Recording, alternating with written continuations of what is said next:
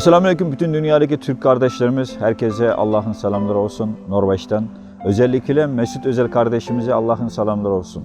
Kardeşim bugün Cuma günü verdiğin o mesajlardan ben değil bütün Doğu Türkistan halkı o kadar bir mutlu gün geçirdik.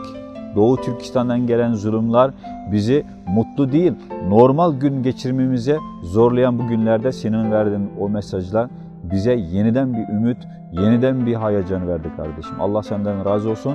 Seni büyüten aile, ana babalarından Allah razı olsun. Herkesin ellerinden ayrı ayrı öpüyoruz.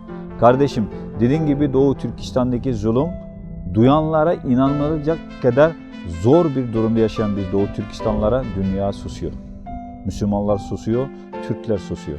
Devletler sessizdir. Bu zulümü senin gibi kahramanlarının dilinden duymak o kadar hoş geldi ki bize. Bizim kahramanlara olan hürmetimiz çoktur.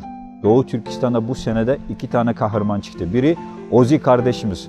Doğu Türkistan'a giderek o Çinlerin o yaptığı kampları içindeki o zulümleri dünyaya duyduran o kardeşimiz. Biz Uygurların, Doğu Türkistanların kahramanıdır.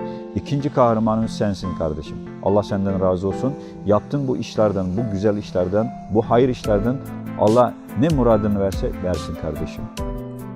Bildiğim kadar Doğu Türkistan'daki bu zulümlerini duydurup verdiğin mesajlardan Çinler rahatsız olmuş ve seni takip eden Çinler seni bırakmaya karar vermişlerini bildik.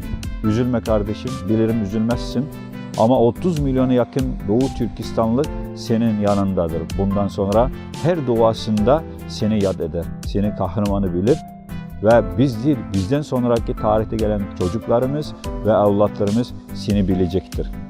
Allah senden razı olsun kardeşim ve senin gibi kardeşlerimizin dünyaya çıkıp Doğu Türkistan zulümlerini dünyaya anlatmak için çıkmasını buradan bekleriz ve sesleniyoruz.